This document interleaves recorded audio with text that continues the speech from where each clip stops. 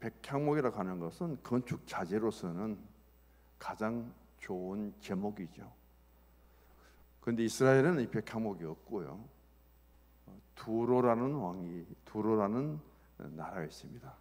그 두로의 왕은 히람인데, 이 히람이 이제 이스라엘의 태평성대가 주어지고 다윗이 평안히 살아갈 때에 히람이 백향목으로 하여금 다윗의 왕궁을 선물로 건축해 주었다고 봅니다.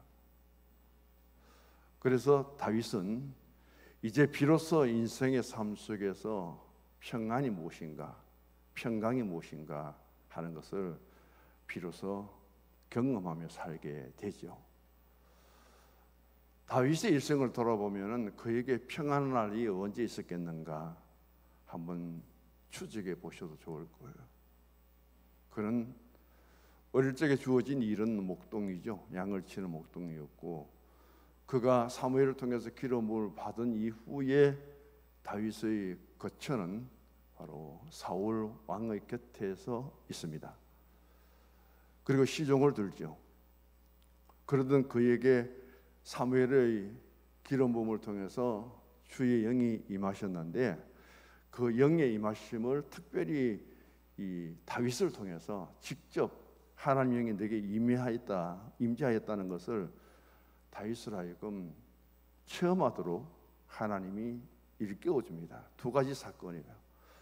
첫 번째 사건은 평소에도 늘 찬송을 많이 불렀던 이 다윗이 사울이 악신이 들어있습니다.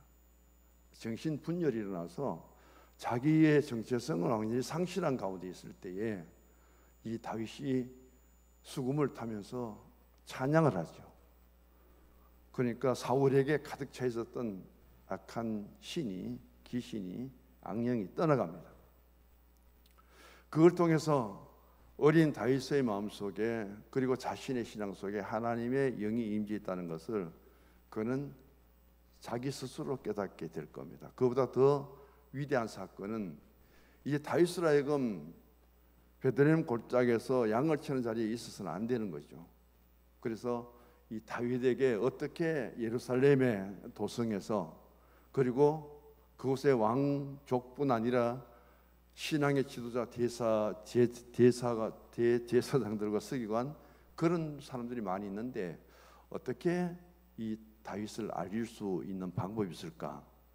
결국은 하나의 이세의 심부름을 통해서 형들이 전쟁터에 나가서 싸우는 전쟁터에 심부름을 가지만은 그곳에 하나님이 함께 계심을 보여주죠.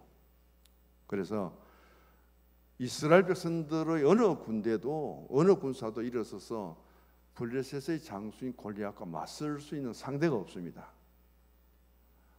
하나님을 못 돕고 이스라엘 군대를 그렇게 없이 여겨도 누구 하나 골리앗을 대적할 수 있는 사람이 없을 그때에 형 엘리압을 통해서 너의 심부름이 끝났으면 빨리 집으로 돌아가라고 그런 요청도 거절하고 다윗이 일어서죠. 그리고 골리앗과 맞서서 싸웁니다. 전쟁도 이런 전쟁은 없고요, 이런 승리는 우리가 전쟁사에도 찾아볼 수 없을 거예요. 왜 그렇게 했느냐 하면은 하나님이 다윗으로 하여금 다윗의 이름을 이스라엘에 널리 알릴 수 있는 방법은 그 방법이라는 거예요. 시편 144편에 다윗은 말하죠. 내가 내 지혜를 통해서 물맷돌을 구하고 골리앗을 죽인 것이 아니라 하나님이 내 손가락을 사용해서 그 골리앗을 쳐서 죽이겠대요. 하나님은 나의 모든 머리에서 발끝까지 있지만은 나에게 군사훈련 한번 안 시키고 하나님은 내 손가락을 가리켜서 싸울 수 있는 지혜를 주셨다. 누가 싸웠느냐? 하나님 싸웠다는 거죠. 그리고 골리앗을 물리치고 골리앗이 찬 칼을 빼서 목을 쳐서 이스라엘의 완전한 승리를 안겨줍니다. 그리고 다윗은 예루살렘으로 개선을 하죠.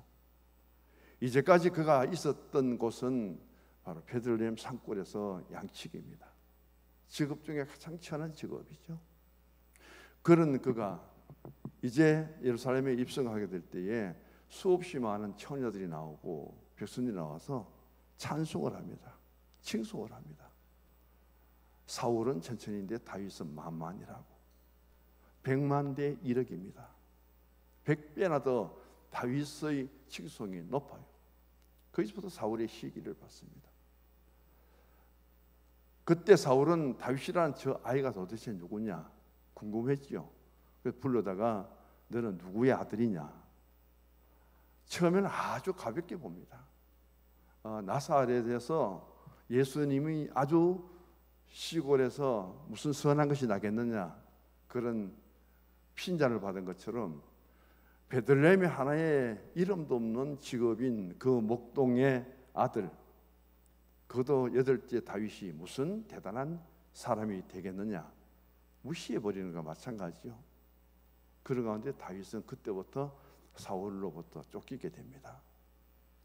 다윗의 사건들 한번 보시면은 그가 정말 왕궁에서 두로왕 히람이 만들어준 백향목으로 하여금 그 좋은 궁궐에서 그리고 성문에 앉아서 이렇게 평안할 때가 언제 있었느냐. 십수년간 사울에게 쫓기고 브레셋의 가드왕 앞에 가서는 미친 척하고 침을 흘리고 그적거리고 그런 일도 당했고 아둘람 굴에서 피했고 그런 다윗인데 또 가정적으로 돌아오시면은 압살롬의 반란, 아도니아의 반란 그런 가운데서 그 대적들을 다 물리치고 어떻게 오늘의 평화와 오늘의 평강이 다윗에게 이스라엘에게 주어졌느냐 하는 것을 보게 되죠. 사람들은 자기 하는 일들을 잘 되고 돈을 벌고 넉넉하면은 자기 생각만 하게 될 거예요. 내가 고생을 많이 했는데 이제는 어떻게 살아갈 것인가? 더 나은 삶의 길은 무엇인가? 앞으로 내가 어떻게 더 인생을 행복하고 복되게 살아야 될 것인가? 그것에 대한 관심이 많을 겁니다. 근데 오늘 1절에 보면은 여호와께서 주의 모든 원수를 무찌르사 왕으로 궁에 평안히 살게 하셨다. 가장 이스라엘 대적자 중에 한 나라가 블레셋이죠. 이 블레셋이 다윗이 왕이 되기 전 사울이 때만 하더라도 이스라엘이 블레셋에 조공을 바쳤습니다. 그리고 평안을 유지한 거예요. 그런데 이제 그 조공을 바쳤던 블레셋을 다윗의 때에 완전히 물리치고 평안을 얻게 되죠. 이때로부터 하나님은 다윗이 어떤 전쟁을 하든지 간에 다윗은 한 번도 진 적이 없습니다. 하나님은 늘 다윗에게 이기도록 해주셨다. 그래서 전쟁도 이제 거쳐졌고요. 그런 가운데 다윗은 이제 평안한 가운데서 왕궁에 걸터서 무엇을 생각했느냐. 오늘 여기 보면은 2절의 말씀이 나옵니다. 선지자 나단에게 이르되 볼지어다 나는 백향목 궁에 산다. 이렇게 평안하게 살 수 있는 날이 어디 있겠는가. 다윗은 이렇게 노래하잖아요. 삼초도 제 집을 짓고 제비도 마음대로 어디에 집을 짓느냐. 성전 처마에 집을 지어놓고는 비록 성전 안에는 들어가지 못해도 그들은 하나님의 성전 지붕에 자기들의 거처를 마련하고는 얼마든지 성전에 오고 갈 수 있는 그런 삶을 살아가는데 나는 하나님 성전 들어가서 그렇게 예배드리기를 원하고 하나님 앞에 믿음으로 살기를 원하는데 자신은 성전에 갈 수 있는 길이 없다는 거죠. 성전에 찾아서 하나님 앞에 기도하고 성전의 그 믿음의 영광을 하나님께 돌릴 수 있는 그런 길이 열리지 않고 자신은 계속해서 도망다닙니다. 살기 위해서 피난을 다니고 있는 거예요. 그런 가운데 하나님 성전을 그리워하고 지은 시가 시편 84편이잖아요. 그런 다윗은 오늘 이 왕궁에 앉아서 무엇을 생각하느냐? 저는 두 가지를 보게 됩니다. 하나는 하나님에 대한 생각이에요. 또 하나는 자기가 살아온 한 나라는 큰 공동체입니다. 그러나 다윗에게 가장 작은 공동체는 가정이에요. 어떤 베들레헴의 골짜기에 양치기를 했던 그 다윗을 지금 이스라엘의 왕이 되어갖고 모든 나라들이 이스라엘을 얕잡아보고 전쟁만 하던 그런 환경 속에서 이 두로왕 히람이라는 사람은 다윗에게 왕궁을 지어서 선물까지 하고 블레셋을 물리쳐서 이제 진정한 평화가 주어지고 그래서 왕궁에서 자유롭게 쉴 수 있는 그런 공간에서 진정한 삶의 여유를 가질 수 있는 다윗이 무엇을 생각했겠습니까? 자신을 돌아보니까 그냥 목동의 아버지예요. 아버지 이새의 뒤를 이어서 그는 양치기 하다가 끝낼 인생인데 어떻게 아버지도 인정 안 하고 형제들도 인정 안 하는 그를 왕으로 세우셔서 지금 이스라엘의 통치자 왕으로까지 앉혀져 있는지, 그것을 생각해 보니까 전부 하나님의 은혜죠. 그런 하나님의 은혜를 생각합니다. 이제 나라도 확장되고 대적들도 물리치고 평화를 얻고 자신에게 오래간만에 참심을 얻고 평안을 누릴 때에 이제 어떻게 이것을 지키고, 이제 통치자로서 내가 위엄과 권위를 가지고 그런 생각을 하지 않고 하나님을 생각했다. 그 대표적인 말씀이 2절에 나오잖아요. 그 하나님께 굉장히 죄송한 마음을 갖고 있습니다. 2절을 같이 읽어봅니다. 왕이 선지자 나단에게 이르되 볼지어다 나는 백향목 궁에 살거늘 하나님의 궤는 휘장 가운데 있도다. 휘장 뜻은요, 원어는 텐트예요. 텐트. 이 다윗이 죄를 짓습니다. 바세바 사건을 잘 알잖아요. 우리아를 전쟁 때문에 죽이잖아요. 그때 다윗의 죄를 깨닫고 회개를 촉구하기 위해서 온 선지자가 나단 선지자예요. 그 나단 선지자의 비유의 말을 듣고 다윗은 그 사람이 자기인 줄 알고 그때부터 회개를 하죠. 다윗의 생애 속에서 자기의 욕망을 채우기 위해서, 그리고 자신이 지은 죄를 감추기 위해서 한 가정을 완전히 파탄시켜 버립니다. 그보다 더 잘못된 일이 어디 있겠어요?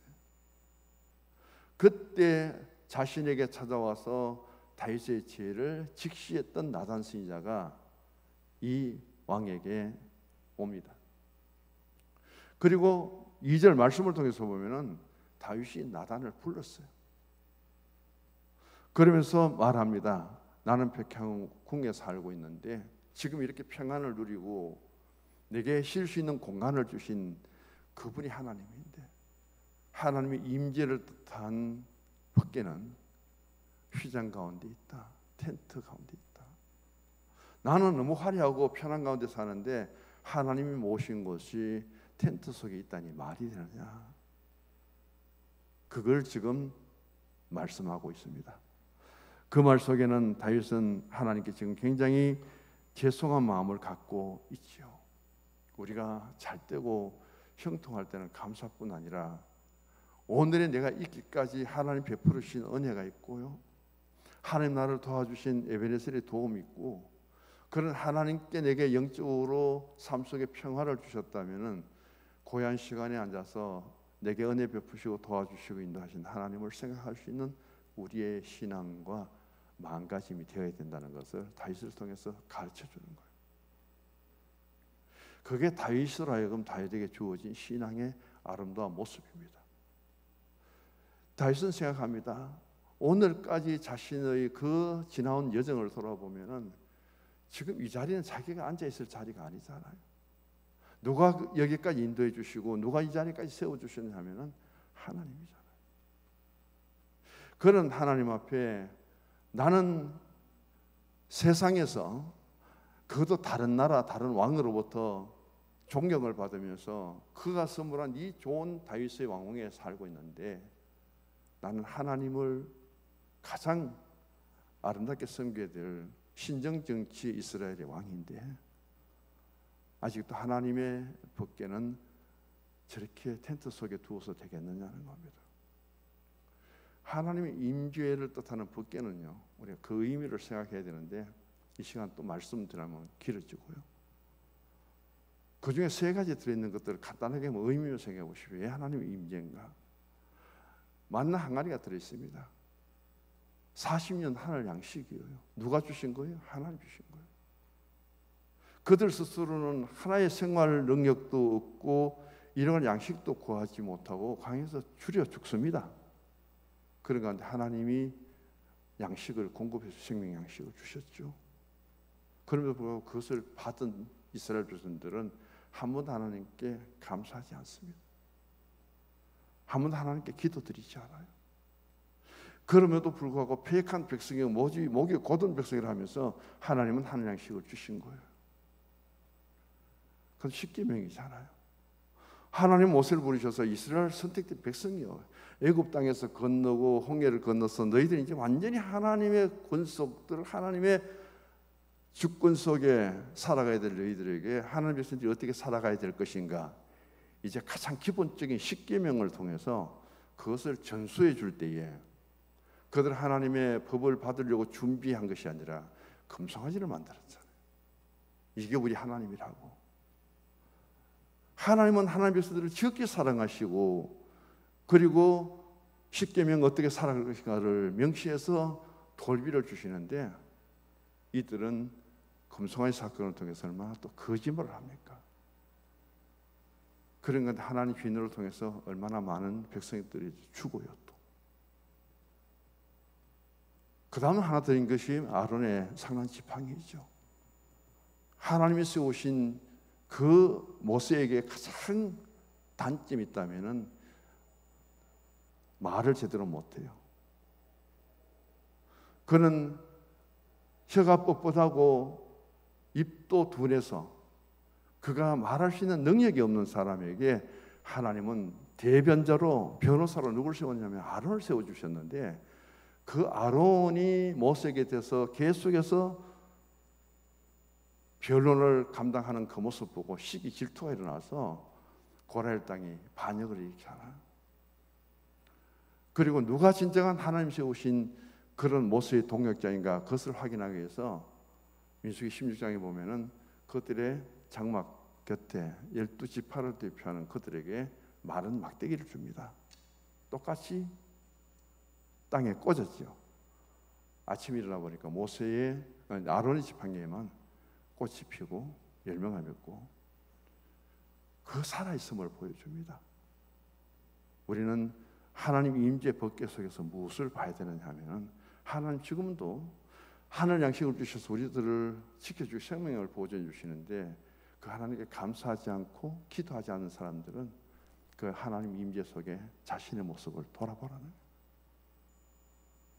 하나님이 법궤를 주셔서, 하나님이 십계명을 주셔서 이제 하나님께서 이렇게 살아가라고 명령해 주셨는데, 우리는 하나님의 말씀을 통해서 그 신앙의 지침으로 삼지 않고 아직도 우리는 세상을 보고 물질을 보고 우상을 보고 무엇이 유익한가, 하나님의 법을 떠나서 금송아지 사건 아닐지라도 우리의 속성에는, 마음에는 아직도 그런 일들이 수없이 있다는 것을 보고 하나님 앞에 바르게 살아가라, 바른 신앙을 찾아보라는 것. 하나님의 지도자에 대해서 너무 도전하지 말아라, 그런 의미예요. 그런 임재 앞에 오늘 다윗은 거기 하나님이 직접 하셨고 다 보셨는데, 나는 하나님의 도움과 하나님의 복을 받아서 왕이 되고 이 좋은 환경에 사는데, 그렇게 우리의 모든 것들을 지켜보시고 친히 함께 하시고 인도하시는 하나님 앞에 오늘 우리가 하나님 믿었다는 법궤를 이렇게 뒀어야 되겠느냐, 그 망가짐입니다. 그 망가짐에도 하나님이 얼마나 거룩하게 받으셨는지를 이제 우리가 보게 되죠. 그러면서 2절의 끝에 보면은 이렇게 말합니다. 하나님의 계획은 회장 가운데 있는데 내가 어떻게 될 것인가. 그때에 이 말씀을 들은 나단이 말합니다. 3절에 여호와께서 왕과 함께 계시니 마음에 있는 모든 것을 행하소서. 참 좋은 동역자죠. 어떤 면은 너무 좋은 협조자죠. 다윗과 나단은 끊어질 수가 없습니다. 왕이지만은 다윗이 범죄했을 때는 그대로 직설적으로 왕에 대해서 회개를 촉구하는 그 일을 나단 선지자가 하잖아요. 또 누구보다 다윗의 마음을 잘 아는 사람이 나단 선지자입니다. 그래서 그를 불러서 오늘 치면 상담을 하죠. 그런 말을 들은 나단은 말하기를, 왕이 다윗이 그런 마음에 둔 것이 있다면은 마음에 생각하는 것들을 다 그대로 하라고 말합니다. 이런 만남 속에서 세 가지를 정리해 봅니다. 다윗이 지금 자신이 성공했습니다. 똑같이 사울에게 40년, 다윗에게 40년, 솔로몬에게 40년의 통치 기간을 주지만은 다윗의 때에 가장 나라가 왕성하고 태평성대를 이루죠. 그런 자신에게 이런 하나님의 도우심이 다윗으로서는 너무 감사할 뿐이고, 그런 자신을 이렇게 세워주신 하나님께 그는 할 수 있는 일이 무엇인가? 하나님의 기쁨이 되고 영광을 돌려야 되는데, 그가 가장 깊이 생각해서 바로 하나님의 법궤를 바로 모시는 겁니다. 법궤 운반도 다시 하잖아요. 그리고 여기에 자신의 백향목 궁과 생각하면서 또 무엇을 하느냐? 하나님의 성전 건축하기를 원하는데 하나님은 다윗의 성전 건축을 거절하죠. 어디 나오냐면은 7절에 거절하는 말씀이 나옵니다. 네, 너무 피를 많이 흘렸기 때문에. 다윗은 전쟁에서 승리를 했지만 많은 피를 흘리게 됩니다. 그런 다윗도 가정적으로 당했던 그 어려운 문제들을 다 해결해 주죠. 솔로몬이 왕이 되었을 때에, 그 다윗이 왕이 되었을 때에 한번 보시면 솔로몬은 그 왕이 되었을 때의 과정을 보면은 될 수 없는 사람이잖아요. 그 흉내를 누가 내냐면 압살롬이 끌어냅니다. 유다 지파 안에서 다윗이 7년 6개월 동안 헤브론에서 왕이 됐다가 예루살렘 옮기는데, 그 아버지가 헤브론 땅에서 유다 지파의 적극적인 도움을 통하여 왕이 된 것처럼 그대로 흉내를 내는 게 압살롬이에요. 그리고 군사들을 끌고는 아버지를 죽이고 예루살렘 성에 자신이 입성을 하죠. 그것을 지은 죄는 열가지 않겠습니다. 그런 아들과 아버지의 싸움에서 다윗이 이긴들 어떻겠습니까? 얼마나 창피합니까? 그런 가운데 압살롬을 용서해 주시는 그 다윗의 심정, 내가 차라리 죽었으면 압살롬 와서 내 아들아, 자식은 아무리 해도요 부모만큼은 할 수 없습니다. 부모가 가진 마음 10분의 1만 가져도 다 효자 효부될 거예요. 제가 보니까 그렇더라고요.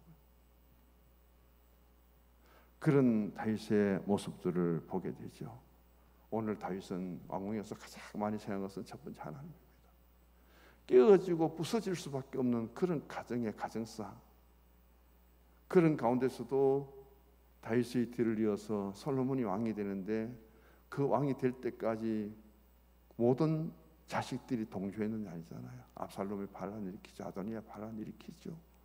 우여곡절 속에 그럼에도 솔로몬을 세우고 자신이 못한 건축을 솔로몬에게 다 위임시키고 하나님의 응답을 받고, 그런 가운데서 대적들을 다 물리치고 평화를 얻어서 지금 여유롭게 쉬면서 하나님을 생각하고 자신의 지난 날들을 돌아보고, 그 가운데 이제 남은 관심은 하나님밖에 없습니다. 나를 이렇게 축복하시고 나를 도와주신 하나님 앞에 이제 내가 하나님께 할 수 있는 일은 무엇인가? 다윗의 관심은 하나님이에요.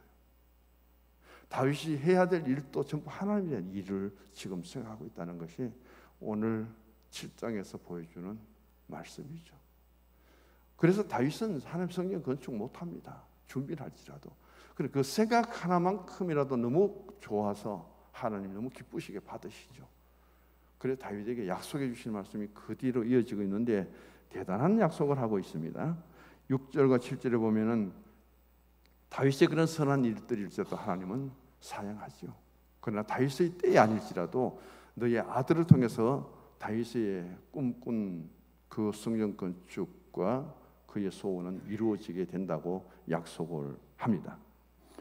그리고 이 두 번째 보면은 다윗의 마음을 기쁘게 보시고 하나님 축복하시는데 8절 보시기 바랍니다. 주권자를 삼고 9절에 보면 존귀한 자로 여기고, 그 다음에 10절에서 16까지 이스라엘의 안녕과 번영을 주고, 그 다음 다윗의 그 나라를 영원토록 보호하겠다고 말씀하고, 하나님 다윗이 죽은 후에도 후손을 지어서 이스라엘을 견고하게 이루어주겠다. 북왕국 이스라엘은 그렇게 아수르에 멸망당하는데 남왕국 유다는 그럼에도 불구하고 그 혈통을 이어가죠. 물론 블레셋에서 70년 포로 생활을 할지라도. 그런 하나님이 다윗을 축복하시는 말씀이 8절에서 16절까지 이어지고 있습니다. 그 내용들을 점검하시고 마지막에 보면은 18절에 다윗이 하나님께 너무 감격하고 있습니다. 자기가 생각했던 것 이상으로 하나님이 이 다윗의 가정에 베풀어 주신 그 은혜가 얼마나 큰지 18절 한번 읽어보십시다. 다윗 왕이 여호와 앞에 들어가 앉아서 이르되 주 여호와여 나는 누구오며 내 집은 무엇이기에 나를 여기까지 이르게 하셨나이까.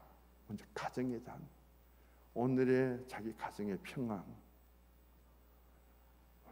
오빠가 여동생을 간하고 압살롬의 친동생을 또 암논 큰형을 압살롬이 죽이고 그래서 가정에 평안이 없었는데 하나님 도대체 내가 죄도 많이 짓고 이복 형제들을 많이 두었는데도 불구하고 오늘의 가정에 평안 주신 것을 너무 감사하죠. 그 다음 솔로몬이 성전 건축을 못해서도 건축에 대한 이야기가 뒤에 이어지고 나옵니다. 그래서 7장 후반절에 가면은 얼마나 하나님이 다윗을 귀하게 여기고 다윗은 그 하나님 앞에 요청을 합니다. 중요한 말씀이 바로 29절의 말씀이죠. 뒤에 가서 29절을 같이 읽어봅니다. 이에 청하건대 종의 집에 복을 주사 주 앞에 영원히 있게 하옵소서. 주 여호와께서 말씀하셨사오니 주의 종의 집이 영원히 복을 받게 하옵소서 하니라. 27절의 말씀도 마찬가지죠. 만군의 여호와 이스라엘 하나님이여 주의 종의 길을 여시고 이르시기를 내가 너를 위하여 집을 세우리라 하셨으므로 주의 종이 이 기도로 주께 간구할 마음이 생겼나이다. 다윗은 건축이 이루어지지 못할지라도 다윗은 자기의 후대 솔로몬을 통해서 예루살렘 성전이 건축될 줄 믿고 솔로몬은 건축만 합니다. 자재는 누가 준비했느냐? 전부 다윗이 준비다. 다윗과 두로왕 히람의 관계가 너무 좋으니까 그 다윗이 없는데도 불구하고 히람이 다윗에게 약속했던 백향목을 전부 두로에서 싣고 와서 히람이 성전 건축에 적극적으로 돕습니다. 그 두로라는 것은 지금의 레바논이라는 나라인데요.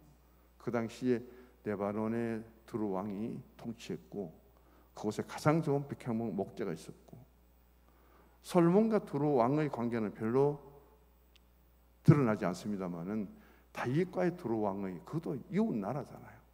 전에는 대적자가 되고 서로 전쟁하고 피 흘렸었는데 두로 왕과 이스라엘 다윗은 굉장히 친밀합니다. 그래서 다윗의 왕궁이나 예루살렘 성전 건축이나 여기 있어서 가장 귀한 목재는 두로 왕 히람이 전부 제공을 해주는 거예요. 그런 관계 속에서 평안이 이루어지고 이스라엘을 괴롭혔던 모든 대적들은 물리치고 그리고 태평성대를 이루면서 그 좋은 시간에 다윗은 하나님에 대한 그 은혜를 잊지 않고 기억하고 하나님이 자기에게 베풀어 주신 그 은혜가 너무 감사하고 그런 가운데 미안한 마음으로 내가 하나님께 할 수 있는 일은 무엇입니까? 비록 성경 건축이 거절될지라도 후대에 이어진다는 지을 수 있다는 약속을 받고는 그 건축 자재를 그렇게 기쁨으로 준비한 다윗의 마음은 얼마나 은혜 가운데 가득 차 있었을까? 그런 마음을 가집니다. 오늘 우리는 믿음 안에 살아갑니다. 우리의 삶이 어느 때보다도 때로는 힘들고 어려워도 지난 날들을 돌아보면은 참 많이 발전된 나라고요. 잘 사는 나라가 되고 우리 모두에게도 그런 여유가 주어졌습니다. 중요한 것은 우리가 편안할 때 그리고 건강할 때 은혜를 받았을 때 무엇을 생각하느냐는 것이 중요하죠. 하나님을 생각하고 교회를 생각하고 우리의 주어진 베푸신 은혜를 생각하고 그것에 감사하면서 내가 받은 그 은혜 무엇으로 감사하고 보답하고 섬기게 될까 고민하면서 기도할 때 하나님 더 좋은 것으로 우리에게 채워주시고 함께 하실 줄로 믿습니다. 하나님 아버지